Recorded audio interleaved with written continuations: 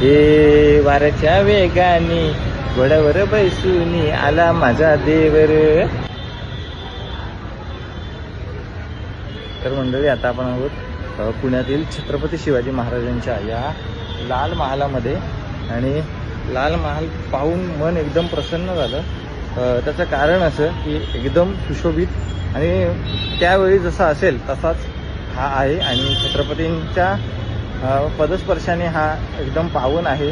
महाराजांचा खूप सारा इतिहास त्या लाल महालात घडलेला आहे, तुम्हाला सांगायची गरज नाही. पण महाराजांचे जे गडकिल्ले आहेत, संपूर्ण जेवढे गडकिल्ले आहेत ते असेच सुशोभित व्हावेत आणि येणाऱ्या पिढीसाठी ते एक इतिहास म्हणून भक्कम उभे राहावेत, हीच या श्रींचरणी प्रार्थना.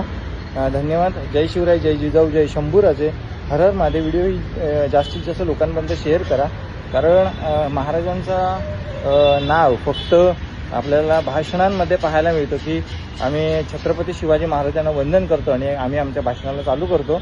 तर जे लोक खरंच महाराजांच्या भाषणांमध्ये एकदम आवर्जून उल्लेख करतात, त्या सर्वांनी एकदा महाराजांचे गडकिल्ले सुद्धा शाबूत ठेवण्यासाठी प्रयत्न करावेत आणि एकदम भारी करावेत. गडकिल्ले फारच भारी आहे इकडे, इतिहास जिवंत आहे इथे पूर्णपणे, आणि तो इतिहास आपण आपल्या पुढच्या पिढीपर्यंत पोचवायचा आहे. धन्यवाद.